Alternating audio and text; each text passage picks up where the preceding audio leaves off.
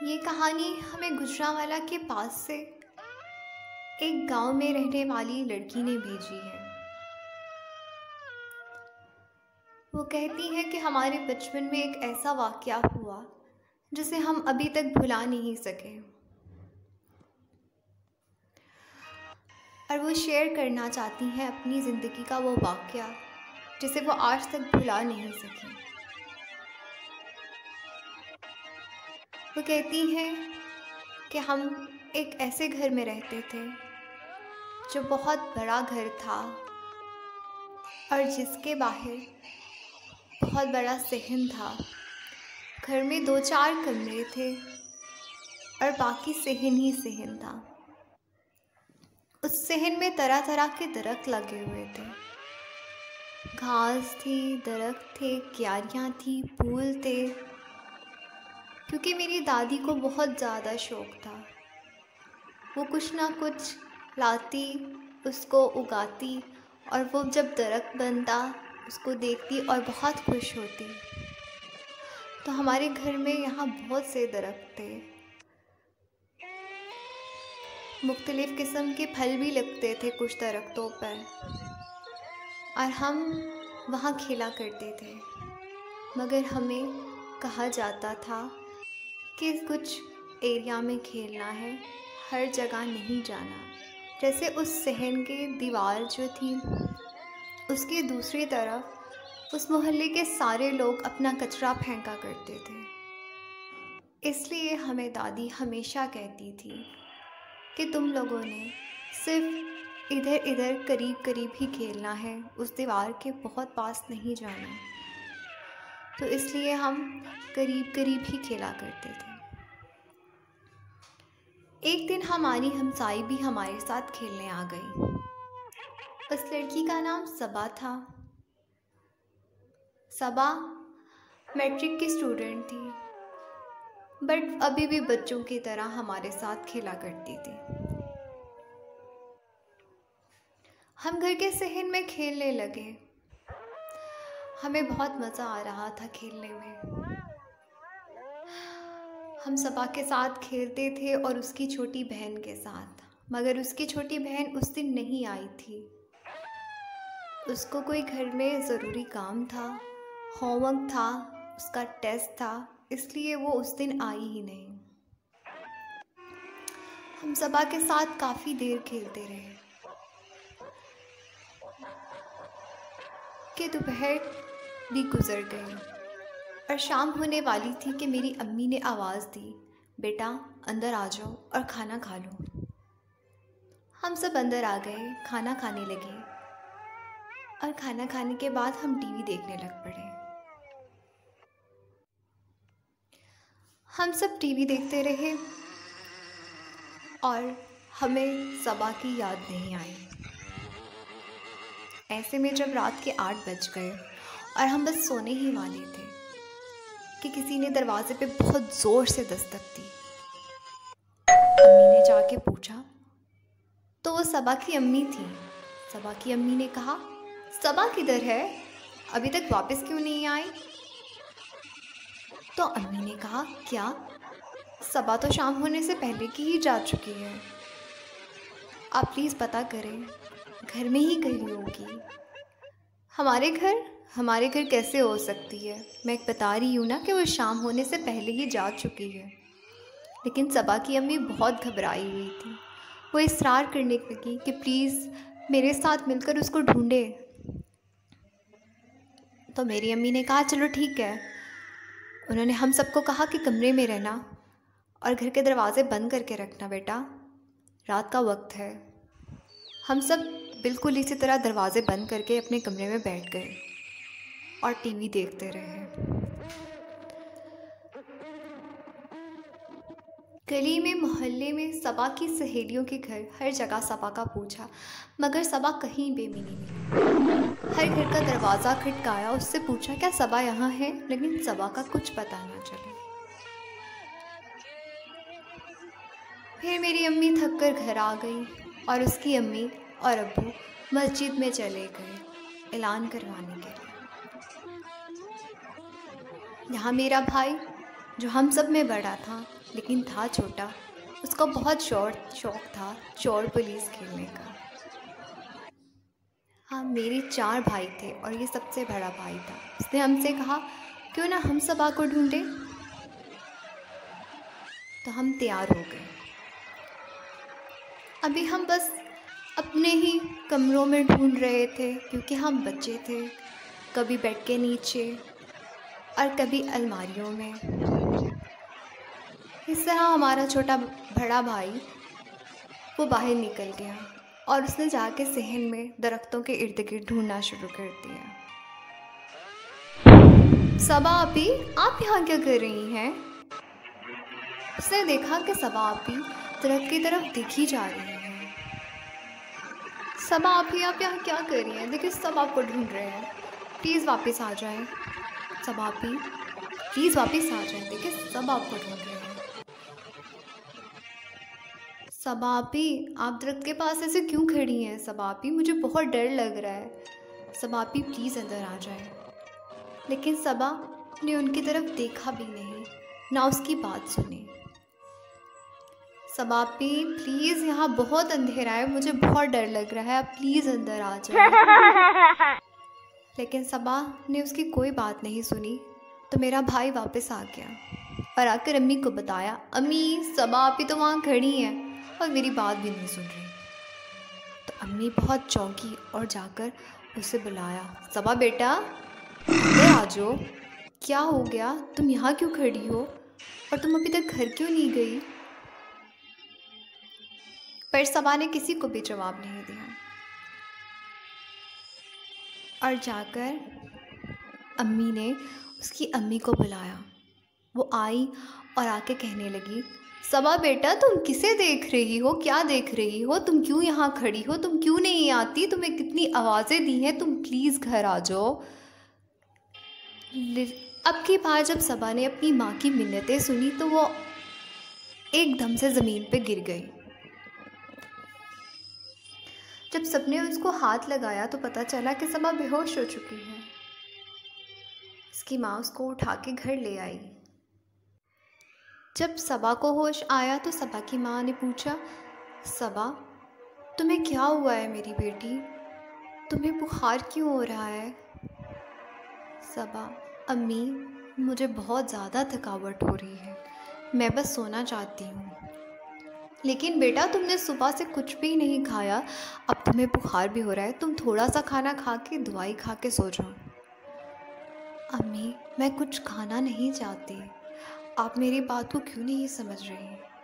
बेटा देखा, तुम सारा दिन गर्मी में खेलती रही हो, सुबह से कुछ खाया भी नहीं और अब तुम्हें बुखार हो गया है और अब तुम अभी भी नहीं खाना खाना चाहती। अच्छा अम्मी, आप मुझे थोड़ी सी चाय बना दें। हाँ ठीक है, तुम चाय पियो और साथ दवाई भी खाओ और सो जाओ क्योंकि तुम्हें बुखार हो रहा है।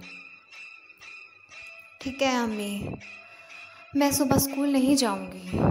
हाँ बेटा, तुम्हें स्कूल भेज भी कौन रहा है, और वैसे भी तुमने जितनी बदतमीज़ी आज की है, तुम सिर्फ आज आखिरी कल छुट्टी करोगी, उसके बाद तुम कभी भी छुट्टी नहीं करोगी क्योंकि तुम छुट्टी करने के बाद पूरा दिन बाहर रहती हो। अच्छा अम्मी प्लीज़, मैं बहुत ज़्यादा थकी हुई हूँ, मुझे सोना है। सबा की मामा ने उसको दवाई दी, चाय पिलाई और सुला दिया।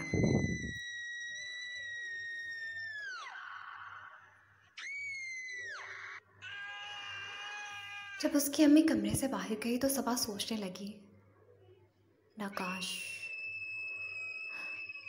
नकाश नकाश वहाँ अकेला है, नकाश कितना अकेला है, नकाश का तो कोई दोस्त भी नहीं है और नकाश का तो कोई कसूर भी नहीं था। खैर वो सब सोचते सोचते सो गई। सुबह हमारी अम्मी हमें दरवाज़े पे अल्लाह हाफिज़ कहने लगी। दरवाज़ा बंद करके आई तो एकदम अपने ख्याल में उस दरख्त को देखती हैं कि वहाँ सबा दोबारा से खड़ी है। सबा तुम यहाँ क्या कर रही हो बेटी, तुम्हें इस टाइम अपने घर होना चाहिए, तुम आज स्कूल नहीं गई। लेकिन सबा कोई भी जवाब नहीं देती। सबा मैं तुमसे बात कर रही हूँ, देखो बेटा ऐसे किसी के घर नहीं आ जाते और वो भी हमें बताए बगैर।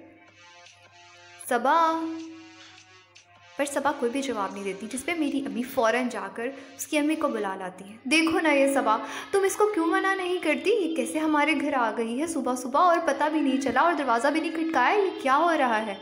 ये क्या माजरा है? मुझे तो इसकी समझ नहीं आ रही। सबा की अम्मी, सबा, बदतमीज़ी की भी एक हद होती है। रात को मैंने तुम्हें माफ़ कर दिया, इसका मतलब ये नहीं था कि तुम सुबह सुबह फिर यहाँ आ जाओ।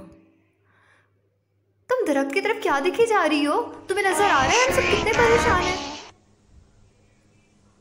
सबा, तुम्हें नजर आ रहा है ना बेटा हम कितने परेशान हैं, प्लीज हमारी तरफ देखो। कि अचानक सबा हंसने लगती है, बहुत जोर जोर से हंसती है। बेटा तुम्हें हंसी आ रही है, हम इतने परेशान हैं। और सबा कहती है, अम्मी मैं यहाँ नकाश से बातें कर रही हूँ। नकाश मेरा दोस्त है और वो कितना अकेला है, वो सारी रात से अकेला था, उसका कोई दोस्त भी नहीं था अम्मी, इसलिए मैं आ गई यहाँ। आप ही तो कहती हैं दोस्तों का ख्याल रखना चाहिए। कौन नकाश? कैसी बातें कर रही हो बेहुदा लड़की? तुम्हें शर्म नहीं आ रही? तुम इतनी बड़ी हो गई और तुम कह रही हो कि नकाश मेरा दोस्त है? बस कर दो, तुम्हारी शादी सर पे है और मैं ज़रूर तुम्हारी शादी जल्द से जल्द करवाऊंगी क्योंकि तुम बदतमीज़ी कर रही हो मेरे साथ। अम्मी मैं आपके साथ क्यों बदतमीज़ी करूँगी? नकाश आपके सामने खड़ा है अम्मी, देखे तो अम्मी उसका क्या हाल है। उसका कोई दोस्त नहीं है, उसके साथ बहुत बुरा हुआ है, उसका तो कोई कसूर भी नहीं था। क्या मतलब उसका कोई कसूर नहीं था? कौन नकाश? कैसी बातें कर रही हो? चलो यहाँ से।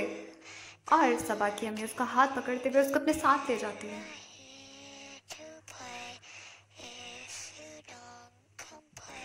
सबा की अम्मी घर जाते ही उसके बाबा से कहती है कि आपने इसकी शादी 6 महीने बाद करनी तो है ना, प्लीज़ आप आज इसकी फूफो के घर जाएं और जाकर उनको कहें कि हमें शादी जल्दी करनी है। पर क्यों सबा की माँ, ऐसा क्या हो गया? हुआ तो कुछ भी नहीं, पर मैं चाहती हूँ कि मेरी बेटी की शादी जल्दी हो जाए। क्या मैं ऐसा नहीं चाह सकती? ज़रूर चाह सकती हो, मैं बात कर लूँगा। नहीं आप आज ही जाएं और साथ में मिठाई लेके जाएं, प्लीज़ आप आज ही जाएं। अच्छा ठीक है सबा की माँ, मैं चला जाऊँगा आज। उसके बाद उसकी अम्मी उसकी सबा से पूछती है, सबा बेटा ये क्या बात है, ये क्या ड्रामे हैं? मुझे पता है तुम जल्दी शादी नहीं करना चाहती, मगर शादी से बचने के लिए तुम ऐसे ड्रामे करोगी? देखो तुम शादी के बाद भी पढ़ाई कंटिन्यू कर सकती हो बेटा, लेकिन प्लीज़ ऐसे ड्रामे ना करो। अम्मी आप नहीं जानती, नकाश के साथ बहुत बुरा हुआ है और वो मेरा बहुत अच्छा दोस्त है और मैंने उससे वादा किया है कि मैं हमेशा उसके साथ रहूँगी। क्या तुम नकाश के साथ रहोगी? क्या बकवास है? कौन नकाश? मैं तुम्हारी अम्मी हूँ और मैं बता रही हूँ कि तुम्हारी बहुत जल्दी शादी हो रही है और कल से तुम्हारा स्कूल जाना वाकई बंद। अब तुम शादी के बाद भी पढ़ाई नहीं करोगी।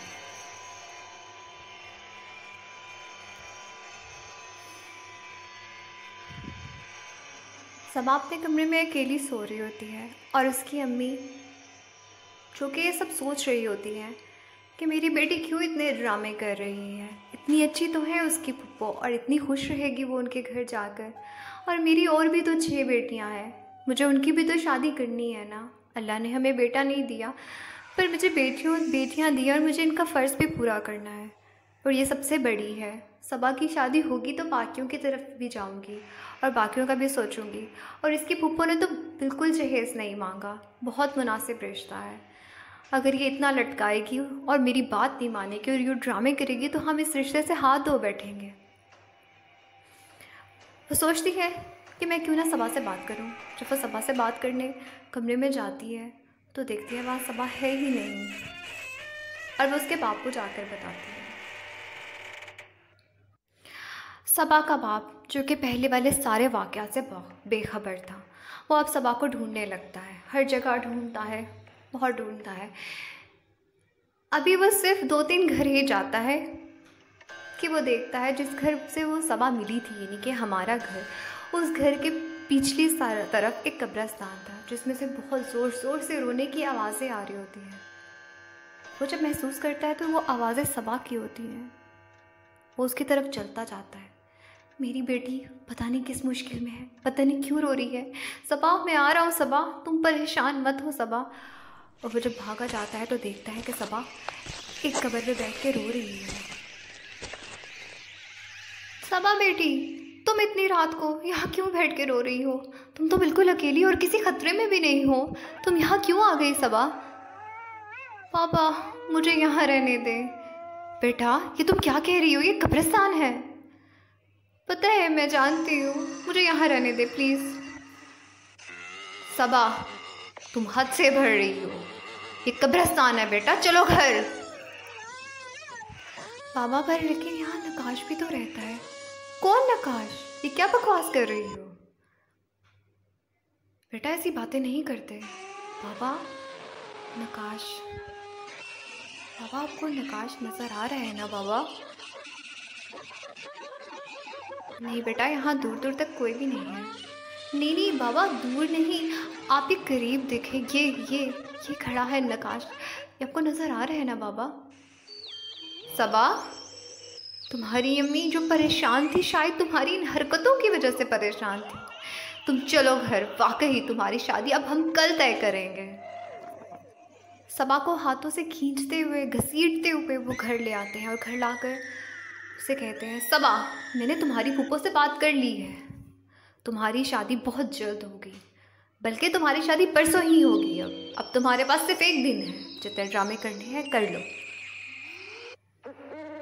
बाबा, मैं ड्रामे नहीं कर रही, आप मेरी बात का यकीन करें। नकाश के साथ बहुत बुरा हुआ है बाबा। कौन नकाश? बदतमीज लड़की। जरीना, इसको समझाओ वरना मैं इसका कत्ल कर दूंगा। समझाओ इसे। बेटी, मेरी बात सुनो। 2 दिन बाद तुम्हारी शादी है। ऐसे मत करो। तुम शादी के बाद पढ़ भी सकती हो।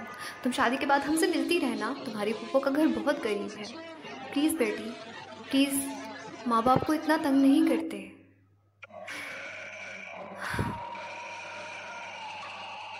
अच्छा माँ, लेकिन इस शादी की वजह से जो घर में तबाही आएगी, वो बर्दाश्त कर लेंगी आप?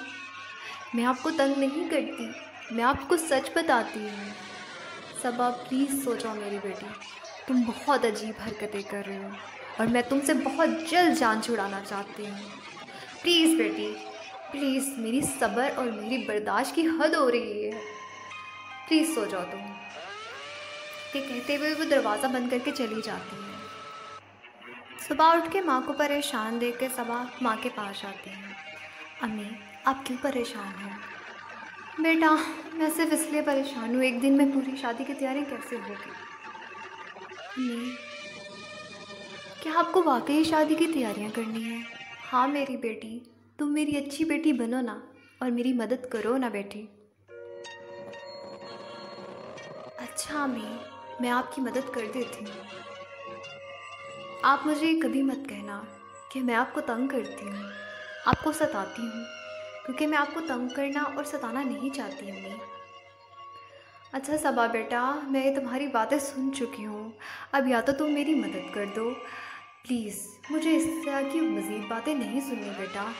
मैं पुरानी बातें भूलकर अब बस तुम्हारी शादी पे ध्यान देना चाहती हूँ। जी अम्मी, आप बैठे, मैं ये सारे काम खुद कर दूँगी। और सबा ने 1 घंटे में शादी के सारे काम कर दिए। सारे लिहाफ निकाले, उन्हें वापस खोला, धोया, उनके कवर बदले, उनको दोबारा चढ़ाया। उन्होंने सारे बर्तन उतारे परछत्ती से और सारे साफ़ किए और उसे वापस लगाया। घर की सफाइयाँ की, कपड़े धोए, बर्तन धोए, खाना बनाया। इतना कुछ किया सबा ने 1 घंटे में। और उस टाइम उसकी अम्मी सर पकड़ के बैठ गई।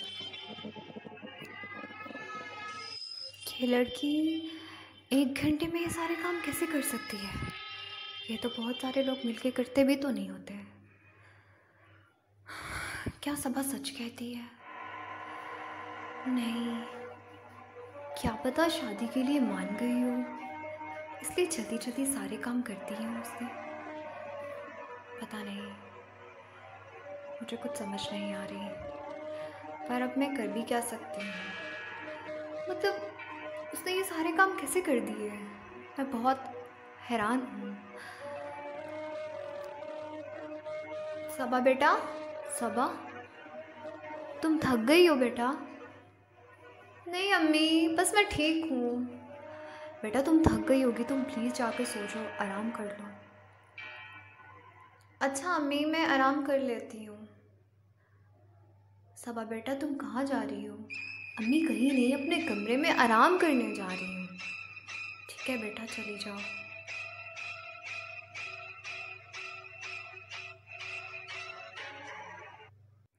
नकाश, तुम्हें पता है तुम्हारे साथ जो भी हुआ, मुझे उसका बहुत दुख और बहुत अफसोस है।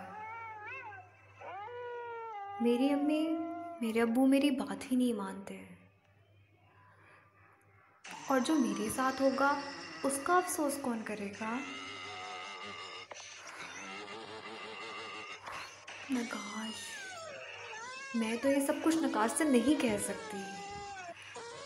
वो बहुत भयानक है, बहुत खौफनाक, और उसके साथ जो हुआ है वो भी तो बहुत बुरा हुआ है ना।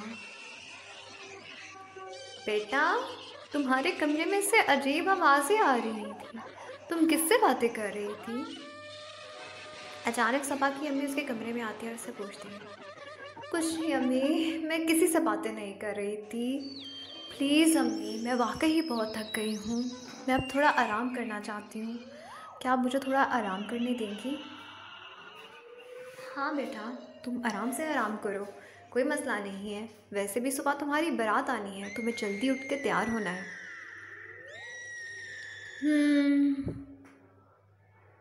अम्मी आप याद रखिएगा कि मैंने आपको तंग नहीं किया। हाँ सबा, तुमने मुझे तंग नहीं करा। तुम्हें पता है मेरी और भी 6 बेटियां हैं, मगर तुमने मुझे सबसे ज़्यादा तंग किया है। अम्मी, मैंने आपको तंग ना करने की पूरी कोशिश की है अम्मी। मैं तो आपके कहने पर शादी भी कर रही हूँ ना। अच्छा सबा बेटा, तुम पता नहीं क्यों पुरानी बातें बार बार ले आती हो। प्लीज़ तुम सो जाओ और सुबह तैयार होना, और खुशी खुशी से तैयार होना। मेरे लिए यही काफ़ी है मेरी बेटी। ठीक है अम्मी। सुबह उठ के समा और उसकी सहेलियाँ उसको दुल्हन बनाती हैं, और वो बहुत प्यारी सी तैयार होती है। सब सहेलियाँ उसके पास बैठी होती हैं और बारात का इंतज़ार हो रहा होता है। अचानक समा उठती है और उठकर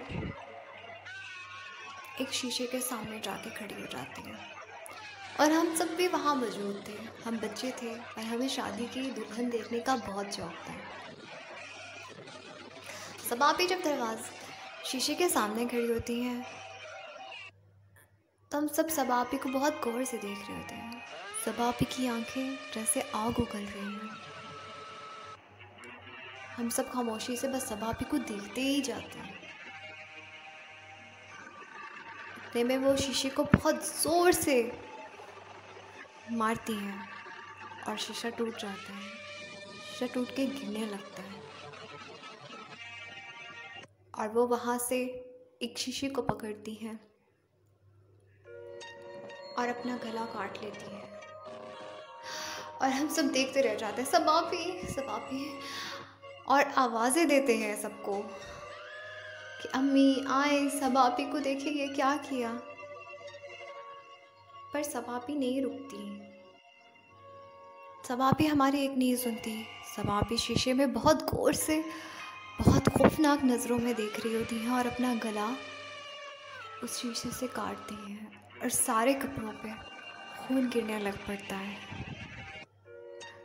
और ये मंज़र हमने अपनी आंखों से देखा।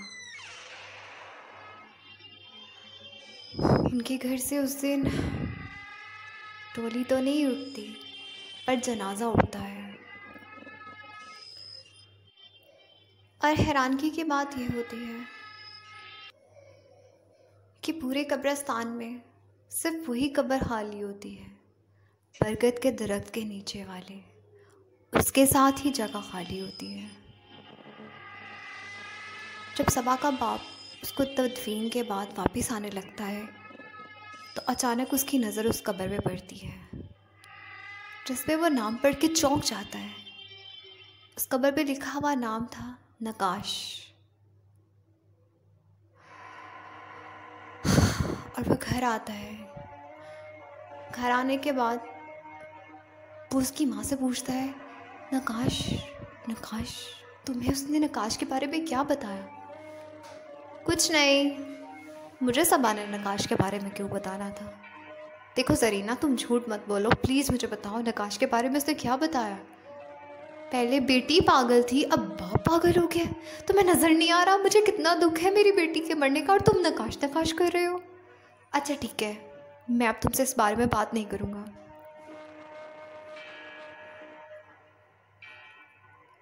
आधी रात को सबा की छोटी बहन आयशा चीखे मार के उठती है। उसकी माँ उसके पास आती है, आयशा क्या हुआ, तुम क्यों चीखे मार रही हो अरे बेटी? आयशा कहती है, अम्मी आपको पता है नकाश के साथ कितना बुरा हुआ। आपको पता है नकाश सब आप ही को ले गया अपने साथ। बेटी तुम नकाश का नाम ले रही हो? अम्मी आपको सब आप ही ने कहा था ना कि आप पूछ ले नकाश के साथ क्या हुआ, पता कर ले। अगर आप नकाश की हमदर्दी और अफसोस करती तो आज सब आप ही यहाँ होती। क्या कह रही हो बेटा? तुम ऐसी बातें क्यों कर रही हो बेटी? क्या तुमने कोई ख्वाब देखा? मैंने ख्वाब नहीं देखा। आपको सुनना पड़ेगा नकाश के साथ क्या हुआ। क्या नकाश बहुत अहम है बेटी? क्या मुझे वाकई उसके बारे में सुनना है? अम्मी अगर आप नकाश की बात सुन लेती तो आज सब आप ही जिंदा होती। बेटा तुम सो जाओ, मैं तुम्हें परसों दरिया में जो पीर साहब का मज़ार है वहाँ लेके जाऊँगी। वहाँ पे एक पीर है, बहुत अच्छे हैं, वो ज़रूर तुम्हारे पे दम दरूद करेंगे और तुम ठीक हो जाओगी। मैं तुम्हें सबा की तरह खोऊंगी नहीं। बेटा प्लीज़ तुम अल्लाह का नाम लो और सो जाओ। अम्मी नकाश नकाश एक लड़का था अम्मी, वो अपनी कज़न को बहुत पसंद करता था बचपन से। और पता है आपको अम्मी, उस लड़की की शादी कहीं और हो गई थी। अच्छा बेटा, ये बहुत आम सी बात है, कई दफ़ा ऐसा होता है कि लोग एक दूसरे को पसंद करते हैं और शादी कहीं और हो जाती है। मैं तुम्हारे मुंह से ये लफ्ज़ नहीं सुनना चाहती। अम्मी नकाश चाहता है कि उसकी कहानी आपको पता चले।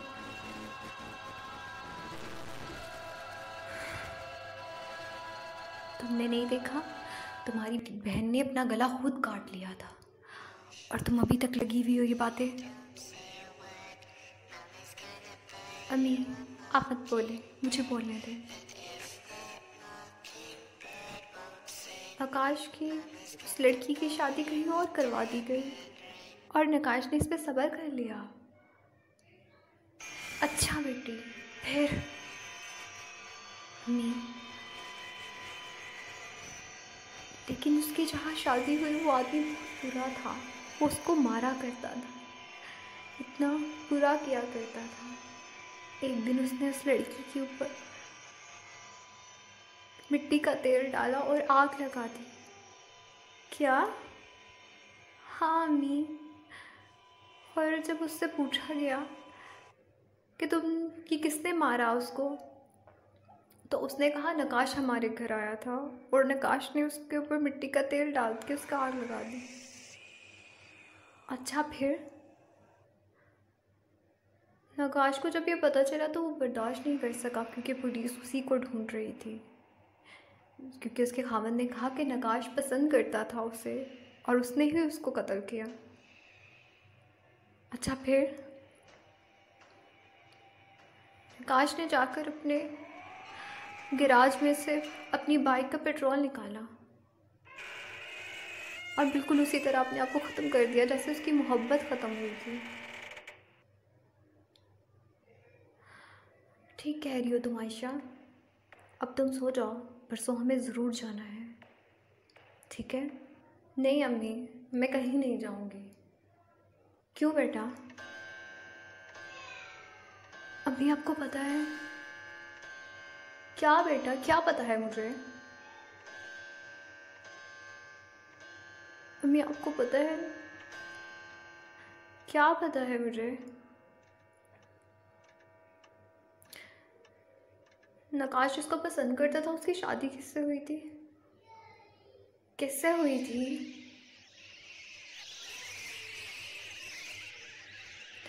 उसकी शादी हमारे भाई से हुई थी।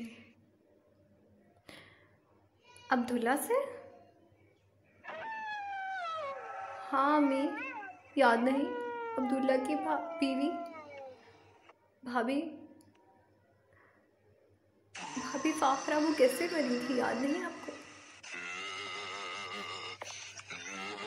अगर अब्दुल्ला से हुई भी थी तो अब्दुल्ला हमारा सगा बेटा थोड़ी है, हमने तो लेके पाला है ना बेटा। उसकी वजह से नकाश हमारे पीछे क्यों पड़ गया है? जैसे अम्मी नकाश से उसकी मोहब्बत को छीन लिया गया और उस पर इल्ज़ाम लगा, बिल्कुल उसी तरह नकाश अब अब्दुल्ला से उसकी सारी बहनों को छीन लेगा। ये तुम क्या बकवास कर रही हो? तुम्हें वाकई मैं पीर साहब के पास ज़रूर लेके जाऊंगी। अम्मी, ऐसा नहीं होगा। आप जाके देखिए कब्रिस्तान में कितनी कब्रों की जगह खाली है। कब्रिस्तान में भी 6 कब्रों की जगह खाली है और हम 6 की 6 वहाँ जाएंगी। ये क्या बात हुई? गुनाह तो अब्दुल्ला ने किया है ना, पर अब्दुल्ला भाई की तो कोई औलाद ही नहीं, वो बदला हमसे लेगा। वैसा नहीं होने दूंगी, मैं पीर साहब के पास ज़रूर जाऊंगी, मैं तुम लोगों को ज़रूर बचाऊंगी। नकाश, तुम ऐसा नहीं कर सकते नकाश।